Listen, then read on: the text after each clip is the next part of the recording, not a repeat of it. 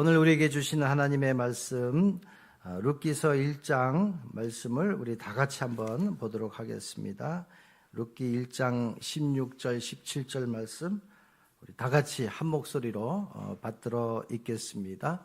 룻이 이르되 내게 어머니를 떠나며 어머니를 따르지 말고 돌아가라 강권하지 마옵소서. 어머니께서 가시는 곳에 나도 가고 어머니께서 머무시는 곳에서 나도 머물겠나이다. 어머니의 백성이 나의 백성이 되고 어머니의 하나님이 나의 하나님이 되시리니 어머니께서 죽으시는 곳에서 나도 죽어 거기 묻힐 것이라. 만일 내가 죽는 일 외에 어머니를 떠나면 여호와께서 내게 벌을 내리시고 더 내리시기를 원하나이다 하는지라. 아멘. 자, 오늘 본문 말씀에 보면 유독 강조하는 게 어머니가 등장을 합니다. 그리고 그 어머니의 며느리인 룻이 등장을 하잖아요. 자, 룻의 모습을 통해서 효성이 지극하다라고 생각할 수 있습니다. 그러나 그것보다 더 다른 면에서 보면 얼마나 그 어머니가 며느리 룻에게 영향을 줬을까. 이 말씀을 우리가 생각해 보면서 이 두 사람을 통해서 가정을 회복시키시고 그리고 온 인류 구원의 출발점이 되었던 그 가정을 한번 우리가 살펴보고자 합니다. 하나님께서 이 땅을 창조하실 때에 하나님은 제일 처음 가정을 두게 하셨습니다. 하나님께서 가정을 허락해 주셨어요.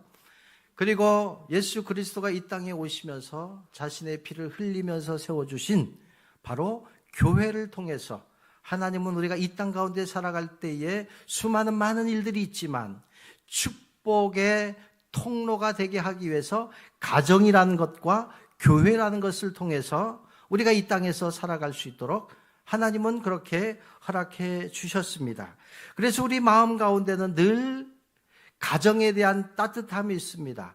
가정을 생각하고 고향을 생각하게 되면 마음속에 뭔가 울컥하는 그러한 감정이 남아 있습니다.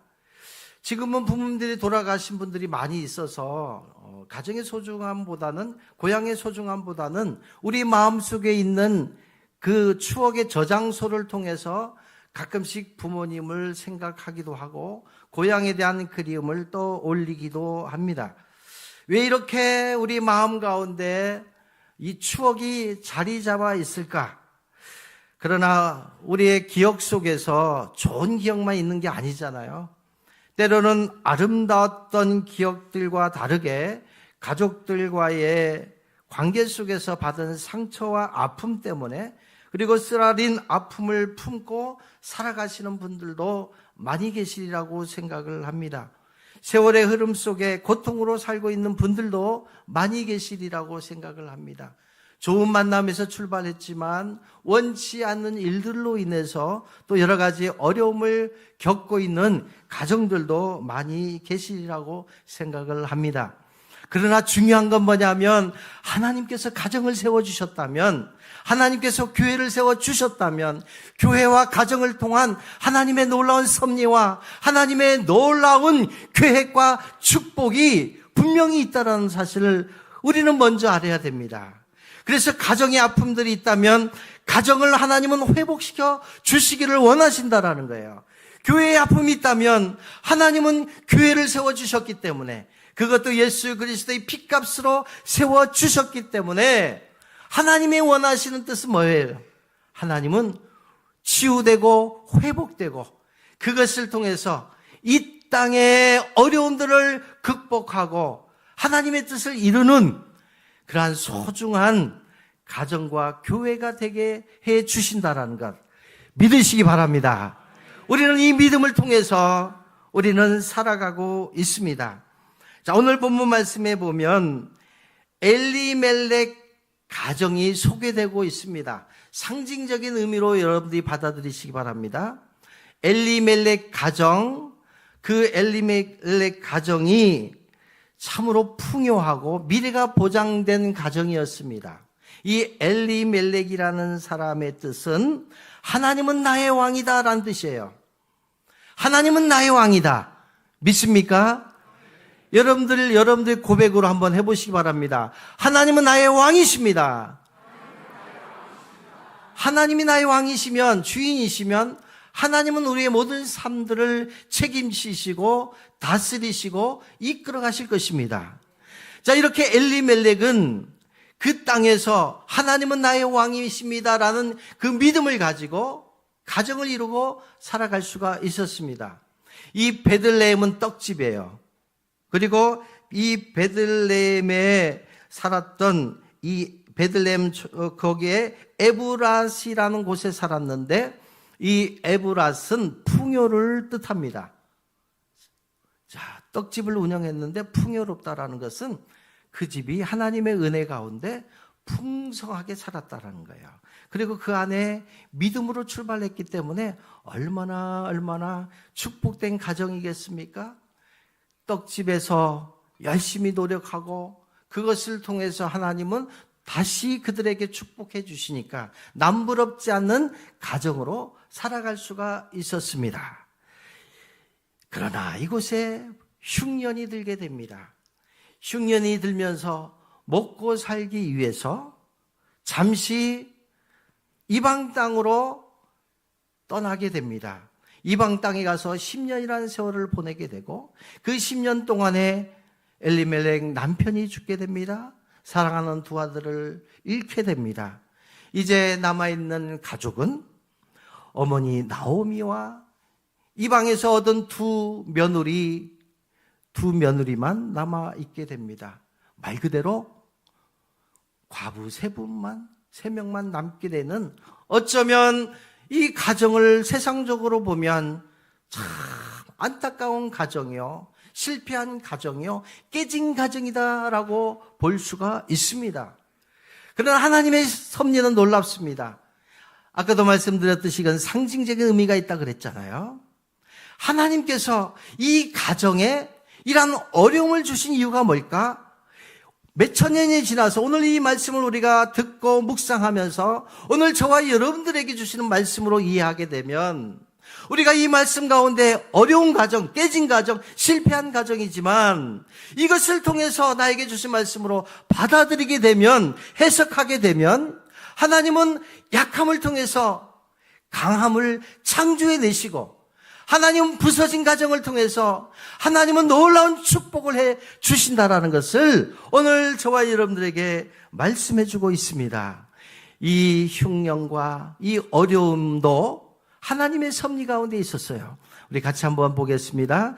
룻기서 1장 1절 말씀을 같이 한번 보겠습니다. 1절 시작. 사사들이 치리하던 때 그 땅에 흉년이 드니라. 유다 베들레헴의 한 사람이 그의 아내와 두 아들을 데리고 모압 지방에 가서 거류하였는데. 아멘. 여기에 말씀에 보면 이 가정에 그리고 이 지방에 흉년이 들었습니다. 흉년이 들어서 삶의 자리를 모압이라는 이방 땅으로, 하나님이 원하시 않는 곳으로 옮겼다라고 표현을 하고 있는데, 이 흉년의 원인이 어디 있을까? 그 사사들이 지배하던 그 땅에 하나님의 백성들이 왜 이렇게 어려움이 왔을까? 룻기서 1장 1절 바로 앞장은 사사기가 등장을 합니다. 사사기 마지막 장 마지막 절에 뭐라고 표현하고 있는지 우리 같이 한번 보시겠습니다. 같이 읽습니다. 시작. 그때 이스라엘의 왕이 없으므로 사람이 각기 자기의 소견에 옳은 대로 행하였더라. 아멘. 사사들이 치리하던 때에 흉년이 들었습니다. 그리고 그때는 그 흉년이 들었을 때 오히려 그 흉년이 들기 이전에 이스라엘의 왕이 없으므로, 왜 없어요? 이스라엘 백성들의 왕은 누굽니까? 하나님이시잖아요. 오늘 저와 여러분들이 왕이 누구예요? 우리의 주인이 누구예요? 만왕의 왕이신 예수 그리스도의 이름을 부르면서 구원받고 살아가는 저와 여러분들의 왕은 예수 그리스도시잖아요. 구약시대에 하나님의 놀라운 통치권 안에 있는 수많은 사람들의 왕은 하나님이셨습니다. 그런데 그곳에 하나님이 왕이신데 자기들의 소견대로, 자기들의 생각대로, 자기들의 방식대로 살았다라고 표현을 하고 있어요. 그래서 그때는 어떤 때냐? 자기의 생각대로 방식대로 하나님의 뜻을 저버린 시대에 흉년이 왔다라는 것. 그 흉년은 어찌 보면 하나님이 허락하신 흉년이에요. 하나님께서 오히려 그 흉년을 통해서 하나님의 백성들이 돌아오게 하고 다시 아름다운 가정과 하나님의 자녀로 세팅시켜주기 위한 하나님의 놀라운 섭리로 우리는 해석해 볼 수가 있습니다. 결국 이 엘리멜렉의 가정에 불어닥친 이 흉년이 그때 당시에는 아름다운 꿈과 희망을 잃어버리는 불행한 가정이 되고 말았습니다. 이 불행했던 가정이 어떻게 하나님 앞에서 귀하게 쓰임받을 수 있었을까? 더 나아가서 하나님께서 이 가정을 통해서 다시 축복을 누릴 수 있는 그 비결이 어디에 있었을까? 오늘 하나님은 저와 여러분들에게 이 말씀을 하고 있습니다. 우리가 기대감을 가지고 이 말씀을 정말 저와 여러분들에게 주시는 말씀으로 받으시기를 바랍니다. 첫 번째 비결이 있습니다. 그것은 뭐냐면 이 오늘 본문의 주인공인 나오미잖아요. 이제 어른은 나오미밖에 없어요. 하나님은 이 나오미를 통해서 가정의 행복을 다시 한번 허락해 주기를 원하는데 이 나오미를 통해서 나오미가 이 고난과 흉년의 과정을 겪습니다. 그리고 이 문제를 하나님과의 관계 속에서 풀어내는 것을 볼 수가 있어요. 우리 앞에 수많은 일들이 있지만 좋은 일들도 있지만 슬픈 일들도 있고 어려운 일들도 있습니다. 나와 전혀 상관없는 일들이 있을지라도 나오미는 오늘 이 문제의 첫 출발은 뭐냐? 하나님과 나와의 관계 속에서 풀어내고 있다라는 거예요. 자, 이것을 잘 풀어야 되겠죠? 이것을 잘 풀지 못하면 자기 스스로 원망하게 되고 자기 스스로 쓰러져 버리잖아요. 자폭해버리는 경우들을 많이 보게 됩니다. 자, 그래서 룻기 1장 20절, 21절 말씀에 보면 자, 나오미가 이것을 깨닫고 나서 이렇게 고백을 합니다. 같이 한번 읽겠습니다. 시작. 나오미가 그들에게 이르되 나를 나오미라 부르지 말고 나를 마라라 부르라. 이는 전능자가 나를 심히 괴롭게 하셨음이니라. 애가 풍족하게 나갔더니 여호와께서 내게 비어 돌아오게 하셨느니라. 여호와께서 나를 징벌하셨고 전능자가 나를 괴롭게 하셨거늘 너희가 어찌 나를 나오미라 부르느냐 하리라. 아멘. 문제가 있을 때 그 문제를 해결해야만이 문제의 원인을 분석하게 되면 전진할 수 있습니다. 우리 몸이 아프면 그 아픔의 원인을 찾으려고 노력하잖아요. 자, 오늘 이 나오미는 무엇을 쳐다보고 있느냐? 다시 자신을 돌아보는 거예요. 자신의 믿음을 점검을 합니다. 나는 나오미라는 것은 기쁨의 상징이라는 뜻이 있는데 나를 기쁨이라고 부르지 말아라는 거예요. 현실에서 이 말하는 뭡니까? 고통이잖아요. 나를 말하라 부르라. 이 현실을 직시하는 거예요. 현실의 고통을 직시하는 거예요. 이것은 나로 인해서 이 어려움이 왔고 고통이 왔다. 그러면서 뭐라고 얘기를 하고 있습니까? 하나님께서 전능자가 나를 괴롭게 하셨다라고 진단을 하고 있어요. 그러면서 굉장히 중요한 말씀을 하고 있습니다. 내가 풍족하게 나갔더니 내가 누구예요?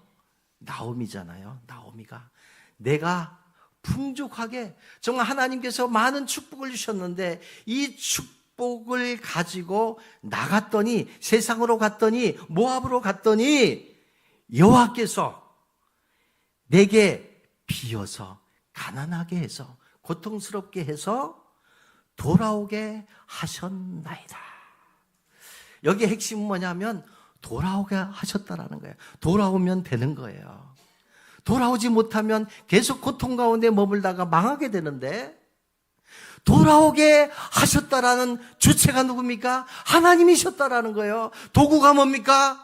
내 마음이 비었다는 것, 고통이 다가왔다는 것, 흉년이 왔기 때문에 돌아갈 마음을 하나님이 주신 거예요. 하나님이 주셨다라는 것은 깨달음을 주셨다라는 거예요. 왜 깨달음을 주셨을까? 마음에 믿음이 있기 때문에. 이 마음 가운데 하나님을 향한 믿음이 남아있기 때문에 고통 가운데, 슬픔 가운데, 낙심 가운데, 내 마음 가운데 그래도 믿음이라는 것이 우리는 다 있어요. 저와 여러분들 가운데는 이미 하나님이 부르실 때, 우리를 구원하실 때 우리 안에 다 믿음이 다 돼 있어요. 고난받다 보니까 우리의 믿음이 사라질 뿐이었어요.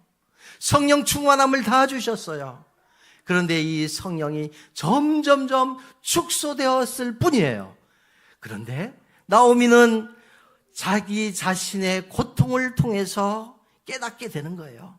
깨달으면서 다시 처음으로 돌아갈 수 있었다라고 표현하고 있습니다. 사랑하는 성도 여러분, 엄밀히 말하면 우리에게 고난과 시련 자체가 문제가 아닙니다. 고난이나 시련이 닥쳐와도 하나님을 의지하고 그분께 우리의 모든 문제를 맡기고 의탁하면 이미 그 문제는 나의 문제가 아니라 하나님의 문제로 바뀌는 것을 우리는 지금까지 살아오면서 느낄 수가 있었습니다. 내가 그 문제를 끌어안고 인간적으로 해결하려고 노력하면 노력할수록 희한하게 풀려지는 것이 아니라 더 꼬여지고 더 많은 문제점 속에 빠져들었던 지난 날들을 우리는 생각해 볼 수가 있습니다. 사랑하는 성도 여러분, 하나님 앞에 자기의 삶을 돌아보는 나오미처럼 오늘 여러분들 가정에 어려움이 있습니까? 풀리지 않는 일들이 있습니까? 다시 한번 하나님과의 관계 속에서 여러분들의 신앙을 점검해 보시기 바랍니다. 모압으로 갔다라는 것은 공간의 이동을 말하는 것보다 모압으로 갔다라는 것은 내 마음 가운데 믿음이 식어지고 내 마음 가운데 하나님과 멀어지는 영적인 상태를 하나님은 말씀하고 있습니다. 오라 우리가 여호와께로 돌아가자. 여호와께서 우리를 찢으셨으나 도로 낫게 하실 것이요 우리를 치셨으나 싸매어 주실 것임이라. 여호와께서 우리를 이틀 후에 우리를 살리시며 제3일에 우리를 일으키시리니 우리가 그 앞에 서리라. 우리가 하나님 앞에 돌아가서 그 앞에 서기만 하면 하나님은 모든 문제들을 하나님은 다 아시기 때문에 하나님은 치료해 주신다는 사실을 믿으시기를 바랍니다. 두 번째 주시는 말씀이 있습니다. 이제 남아있는 식구들이 3분 남았잖아요. 3명 남았습니다. 하나님은 3명을 통해서 하나님은 놀라운 계획을 준비하고 계셔요. 남아있는 사람들끼리 정말 아름다운 사랑의 공동체를 하나님은 허락하셨고 그들을 통해서 하나님은 새 역사를 만들어 가셔요. 살다 보면 하나님 왜 나만 남겨뒀을까? 그래서 성경은요, 남은 자 사상을 통해서 하나님은 이 세상을 새롭게 만드는 과정들이 있잖아요. 이스라엘 백성들이 고통 속에 핍박받으면서 그 고난의 현장에 있다가 스데반 집사님이 죽는 순교의 현장을 지켜보면서 나도 죽을 수 있겠구나. 도망간 사람들, 피신간 사람들. 그러나 그곳에 하나님의 뜻이 있었기 때문에 세상으로 흩어진 그 사람들, 가난 때문에 고통 때문에 도망친 사람들을 통해서 하나님은 흩어진 사람들, 디아스포라를 통해서 전 세계로 하나님의 나라가 확장되는 것이 오늘의 하나님 나라의 열매를 우리는 볼 수가 있습니다. 남겨진 사람들, 하나님 아직 저와 여러분들을 이 땅에 남겨주신 이유가 있어요. 남겨진 사람들의 사명이 뭐예요? 서로 사랑하라는 거예요. 서로 사랑하라. 사랑하시기 바랍니다. 부부 사랑, 자녀 사랑, 본질적인 사랑인데 이것보다 더 큰 사랑은 뭐냐? 하나님을 뜨겁게 사랑하게 되면 이웃을 사랑할 수 있어요. 하나님을 내 목숨을 다해 사랑하게 되면 원수까지 사랑할 수 있는 마음을 주시는 거예요. 어떻게 이웃을 나에게 상처 준 사람 사랑할 수 있겠어요? 안 되잖아요.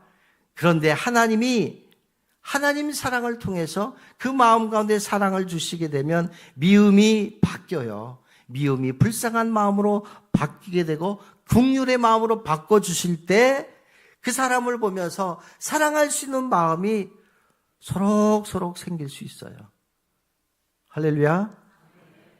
여러분들 가운데 마음속에 미워하는 사람이 있으면 그 사람 마음에 품고 이렇게 하고, 내가 사랑해 줄게. 이렇게 한번 해보세요. 손을 대고. 내가 사랑해 줄게. 시작. 이렇게 우리가 선포하면 하나님이 사랑할 수 있는 마음을 주신다는 거예요. 그럴 때 사랑하게 된다.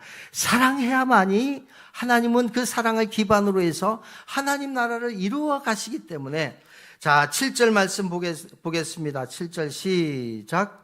있던 곳에서 나오고 두 며느리도 그와 함께하여 유다 땅으로 돌아오려고 길을 가다가. 아멘. 자, 이 두 며느리와 그리고 시어머니가 이제 의기투합해서 그 자리에서 절망하고 원망하고 서로 다투는 것이 아니잖아요. 한 곳을 향하여 동행하기 시작합니다. 사랑은요, 한 곳을 바라보고 살아가는 게 사랑이에요. 사랑하기 위해서는 이해를 해야 됩니다. 이해만으로 부족하잖아요. 그래서 정말 하나님을 사랑해야 돼요. 그리고 우리 마음 가운데 믿음이 쌓여야만이 우리는 사랑하고 이해하며 동행할 수가 있습니다. 자, 우리나라의 그 정서는 뭡니까? 며느리가 잘못 들어와서 우리 집안 망쳤다라고 생각하는 게 우리 정서잖아요. 뭔가 잘못되면 착한 며느리가 와서 우리 가정 흥하게 했다라고 해주면 좋은데 그렇지 않은 경우들 많이 보잖아요. 자, 두 며느리 입장에서 뭐겠어요? 내가 이 가정에 와서 남편 다 잃어버리고 그 부모들 원망할 수 있잖아요. 남편을 잃어버린 여인의 마음은, 그리고 자식을 잃어버리는 그 어머니의 마음은 정말 얼마나 힘들었을까요? 그 힘든 마음, 상처투성인 그 마음을 집중하고 그 마음 가운데 이해하는 마음이 생기다 보니까 사랑이 싹 트는 거잖아요. 말씀을 보면 세 과부가 함께 일어납니다. 함께 이 어려움을 극복하기 시작합니다. 그러면서 이 며느리의 마음속에 그 시어머니의 마음이 생각이 나는 거예요. 우리가 아니면, 우리가 옆에서 힘대어 주지 않으면 남편 잃고 두 아들을 잃은 저 어머니의 마음은 누가 이루어주고 누가 함께 해줄까?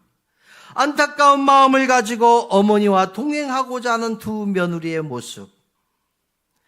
그 어머니는 남편을 잃은 두 며느리에 대한 사랑에 정말 진심으로 감사하잖아요. 그러면서 1장의 말씀을 보면 전능자의 하나님을 계속 반복을 합니다. 그리고 그 전능자의 하나님을 의지하면서 그 두 며느리에게 이제 너희 살 길을 가. 나는 혼자 남지만, 나는 혼자 고향으로 가지만 나는 이제 다시 하나님의 품으로 가. 내 늙은 나이, 정말 가난해서 돈도 없지만 살아갈 길이 막막하지만 나는 하나님을 의지하며 살 것이니까 너희들은 이곳에서 너의 앞길 가. 이렇게 얘기를 하잖아요. 이 두 마음 가운데 하나님은 다 보셨을 거 아니에요. 어떻게 하나님이 이 가정을 보면서 그냥 외면하게 할 수 있겠어요? 하나님은 이 가정, 이 사랑의 모습을 보면서 하나님은 놀라운 축복을 허락해 주셨다라는 것을 볼 수가 있습니다. 8절 말씀 같이 한번 봅니다. 8절 시작. 나오미가 두 며느리에게 이르되 너희는 각기 너희 어머니의 집으로 돌아가라. 너희가 죽은 자들과 나를 선대한 것 같이 여호와께서 너희를 선대하시기를 원하며. 아멘. 여기에 선대하다라는 이 말씀의 의미는 헤세드라는 의미가 포함되어 있어요. 헤세드 여러분들 잘 아시잖아요. 하나님의 진실된 사랑을 말씀하고 있어요. 하나님의 진실된 사랑만이 우리 가운데 상처를 치료할 수 있잖아요. 하나님의 진실된 사랑만이 우리의 앞길에 가시밭길에서 그 사랑이 우리의 상처를 다 치료하고 새롭게 출발할 수 있는 원동력이 될 수가 있다는 것을 말씀하고 있습니다. 그러면서 하나님께서 이 나오미의 마음에 어떤 마음을 주셨느냐? 너희가 죽은 자들과 나를 선대한 것 같이 내 자식들을 위해서 살았고, 그리고 남아있는 나를 위하여 선대한 것처럼, 나를 사랑한 것처럼 나도 너희를 위하여 하나님께서 너에게 마음껏 축복하라고 선대하겠다라는 거야. 하나님께 기도할 때 하나님 그 헷세대의 사랑으로, 하나님 그 헷세대의 사랑으로 축복받으며 이 땅에 살아가게 해주세요라고 이렇게 간절하게 기도하는 그 시어머니의 마음이 하나님 보시기에 얼마나 감동스러웠을까요? 사랑하는 성도 여러분, 서로의 처지와 형편을 이해하는 가족들, 남아있는 사람들, 결코 하나님은 이 사랑을 가지고 살아간다면 결단코 하나님은 버리지 않습니다. 하나님 그 사랑을 통해서 새롭게 가정을 이끌어 가실 줄로 간절히 축원합니다. 자, 세 번째입니다. 따라해 보시기 바랍니다. 나오미와 룻의 신앙 고백을 통해서 회복하십니다. 자, 14절 말씀 읽습니다. 시작. 그들이 소리를 높여 다시 울더니 오르바는 그의 시어머니에게 입맞추되 룻은 그를 붙쫓았더라. 아멘. 신앙생활은요, 우리가 마음대로 할 수 있어요.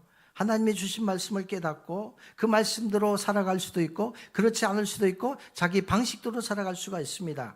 그러나 이 두 며느리 중에 한 며느리인 오르바는 부모님, 어머니를 사랑했지만 그래도 내 삶의 터전 모압에 남아서 자신의 인생을 살아갑니다. 시어머니 나오미가 그의 자부들에게 자기 갈 길을 권고했을 때에 룻은 붙쫓았다라고, 어머니를 붙쫓았다라고 성경은 이렇게 기록하고 있습니다. 여기에 붙쫓았다라는 것은 다북하라는 의미가 있는데 굳게 결합했다, 붙들고 늘어지다, 이 말씀이에요. 이것을 신앙적으로 해석하면 어려운 가운데 있을 때 하나님을 붙잡고 늘어지다라는 거예요. 하나님을 붙잡고 늘어지다. 병든 사람들은요, 예수님의 옷자락이라도 붙잡으면 고쳐주실 줄로 믿고 간절히 쫙 붙잡았잖아요. 누가 붙잡았냐? 예수님은 또 다른 사역이 있는데도 불구하고 누가 붙잡았냐? 너가 붙잡았냐? 자꾸 신령을 부르는 장면이 나와 있잖아요. 이게 붙잡다라는 거예요. 내가 내 생명 살기 위해서, 내가 사랑하는 사람 살리기 위해서 예수님의 기도의 줄을 꽉 붙잡았다, 이 말씀을 하고 있습니다. 왜 이렇게 붙잡았을까요? 왜 붙잡았을까요? 하나님은 이 세상을 창조하시고 에덴 동산의 가정을 허락하시면서 둘이 한 몸을 이루라고 했을 때 둘이 한 몸을 이루라는 그 의미가 뭐냐면 붙잡다라는, 결합하다라는 의미가 있습니다. 전도서의 말씀에도 보면 한 사람이면 패하겠거니와 두 사람이면 맞설 수 있나니 삼겹줄은 쉽게 끊어지지 아니하리라. 하나님께서 우리가 이 땅에 살아가는 동안 우리는 우리의 마음 가운데 이기적인 마음들도 있고 세상적인 욕심으로 인해서 마음이 분산되어 떨어져서 헤어질 수도 있습니다. 그러나 우리 마음 가운데 두 겹은 언젠가는 풀어질 수밖에 없잖아요. 사랑하는 부부도 죽음이라는 것을 통해서 결국은 풀어질 수도 있어요. 하나님께서 굳이 이 마지막 한 줄, 삼겹줄을 통해서 우리를 묶어주신 이유가 어디 있을까? 아무리 좋은 친구 관계일지라도 사소한 말 한마디에 오해가 쌓이게 되면 오히려 둘이 사이가 멀어지고 원수되는 경우들이 우리 세상사에 얼마나 많이 있습니까? 중요한 사실은 그 둘이 관계 속에서 하나님의 사랑, 하나님의 믿음이 중심이 된다면, 교집합이 되면, 뿌리가 된다면 신기해요. 가면 갈수록 더 단단해져요. 신기하게 오해가 됐던 것들도요, 시간이 지나면 쉽게 풀어져요. 가정의 문제들도 그래요. 가정의 문제들도, 그 마음에 힘든 부분들도, 그래도 가족 형제들이 뭐예요? 그렇게 원수 되다가도, 그래도 가정에 어려움이 닥치게 되면, 그래도 신기하게 가족들이 핏줄이 당기는 게 있잖아요. 이게 자기들이 뭉치잖아요. 그래서 남의 일에, 남의 가정에 함부로 끼어들면 안 된다는 이유가 그거예요. 한쪽 편을 들었는데 시간이 지났더니 형제들끼리 뭉쳐있네. 그럼 괜히 흉봤던 이웃들은요, 괜히 오해를 사는 경우들 왕왕 있습니다. 왕왕 있어요. 사랑하는 성도 여러분, 오늘 이 두 사람의 신앙은 무엇을 가르쳐주고 있습니까? 이 룻의 신앙의 시작은 어머니였어요. 시어머니 룻은요, 여기에 나와 있는 것처럼 계속해서 이 남편을 잃었을 때, 그리고 두 아들을 잃었을 때 그 시어머니는 전능하신 하나님을 울부짖으며 기도했을 거예요. 어려운 가운데서도 한 번도 하나님을 떠나지 않았습니다. 항상 그 마음 가운데 남편이 잃어버렸던 그 신앙을 부여잡고 전능하신 하나님, 엘로힘 하나님을 계속 부르면서 어려운 가운데 살았던 이 모습을 두 며느리는 봤잖아요. 두 며느리 보면서, 야, 그 하나님이 누굴까? 그 엘로힘 하나님이 어떤 하나님일까? 그것을 보면서 어느 순간에 이슬비에 옷 젖듯이 그 어머니의 신앙이 며느리에게 전수되었던 거예요. 그리고 그 믿음이 싹트는 시간이 오면서 이제 어머니를 따라서 유대 땅으로 가게 됩니다. 그리고 그 상처들이 치유가 되면서 어떻게 됐을까요? 이 가정을 통해서 하나님 나라를 새롭게 만들어가는 것을 우리는 성경을 통해 볼 수가 있습니다. 마태복음 1장 5절과 6절 같이 한번 크게 한번 읽겠습니다. 시작. 살몬은 라합에게서 보아스를 낳고, 보아스는 룻에게서 오벳을 낳고, 오벳은 이새를 낳고, 이새는 다윗 왕을 낳았느니라. 다윗은 우리아의 아내에게서 솔로몬을 낳고. 아멘. 한번 여러분들 아멘으로 한번 선포해 보시기 바랍니다. 하나님이 세우신 교회와 가정은 망하지 않습니다. 아멘. 로마 시대에 로마는요, 강력한 나라 제국이었잖아요. 모든 길은 로마로 통한다라고 했는데 로마가 망해버렸네. 왜 망했을까요? 가정이 문란해지기 시작해요. 동성애가 그곳에서부터 싹트기 시작합니다. 그리고 종교가 타락해지는 거예요. 종교가 타락해요. 결국은 절대성을 상실한 그 하나님의 기준과 세상의 쾌락과 맞바꿔 버렸어요. 든든했던 철의 나라는 철저하게 망해갔던 것을 우리는 교회사로 보면 알 수가 있잖아요. 오늘 우리에게 주시는 하나님의 말씀 무엇일까요? 다시 하나님의 품으로 돌아오시기 바랍니다. 말씀 가운데 돌아오시기 바랍니다. 오늘 이 마태복음 1장 예수님의 족보에 나와 있는 것처럼 하나님의 아들 예수 그리스도가 이 땅에 오실 수 있었던 가장 결정적인 역할을 했던 룻이 남편이 보아스잖아요. 하나님은 보아스라는 사람을 통해서 상처받은 그 여인을 아내로 삼게 했고, 그 룻을 통해서 하나님의 역사를 이루어 가셨고, 그리고 룻은 다윗 왕의 증조 할머니가 되면서 이제 다윗의 아들 다윗의 자손 예수 그리스도를 통해서 이 땅을 새롭게 재창조하고 있습니다. 사랑하는 성도 여러분, 오늘 주신 말씀 마음에 꼭 품고 요한복음 13장 1절에 보면 유월절 전에 예수께서 자기가 세상을 떠나 아버지께로 돌아가실 때가 이른 줄 아시고 세상에 있는 자기 사람들을 사랑하시되 오늘 저와 여러분들을 사랑하시되 끝까지 사랑하시니라. 이 약속의 말씀을 믿고 우리 약할 때 강함 대신에 우리 찬양 부르시면서 한번 마음속에 결단하면서 이 찬양 부르시기 바랍니다.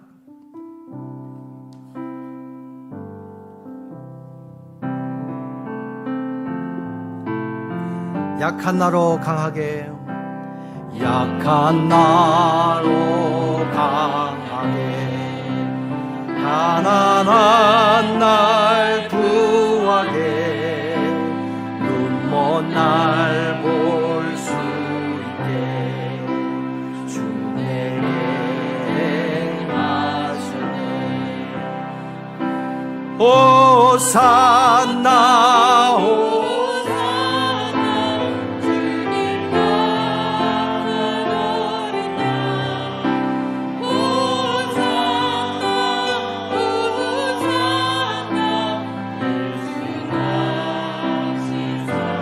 절입니다. 내가 건너야 할까? 내가 건너야 할까? 거기서 내 죄 씻겼네. 이제 주의 사랑이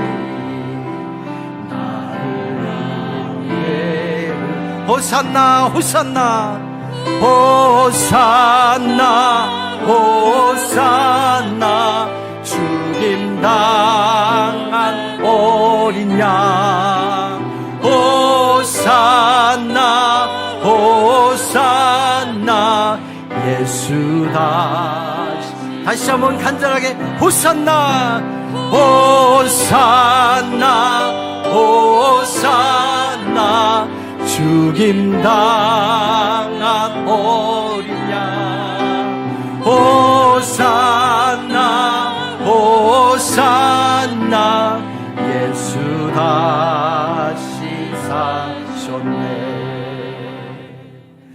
고마우신 아버지 하나님 감사합니다. 하나님의 사랑이 우리가 살아가는 가정과 교회와 이웃에게 풍성하게 덮여져서 회복이 되고 치유가 될 수 있도록 인도하여 주시옵소서. 아버지 하나님, 우리 가정 가운데 자녀들 가운데 고통과 아픔과 갈등이 있습니까? 다시 한번 오늘 말씀을 통해서 내가 하나님께로 돌아오서 내가 다시 한번 믿음을 점검해서 영적인 사람으로 다시 살아갈 때 우리 가정과 우리 이웃들이 살아날 줄로 믿습니다. 그러한 은혜를 허락하여 주시옵소서. 하나님께 나오며 귀한 예물을 올려드립니다. 하나님, 우리의 정성을 받으셔서 이 땅 가운데 아버지 경제적으로 어려운 가운데 있는 성도들에게 물질의 복을 허락해 주시고, 질병 때문에 고통당하는 성도들에게 병원에서 수술을 앞둔 성도들, 요양원에서 치료를 하고 있는 우리 어르신들 하나님 불쌍히 여겨주시고 치료하고 회복시켜 주시옵소서. 하나님 나라가 더욱더 확장되고 선교사님들에게 쓰이는 값진 예물 되게 하여 주시옵소서. 예수님의 이름으로 축복하며 기도드려옵나이다. 아멘.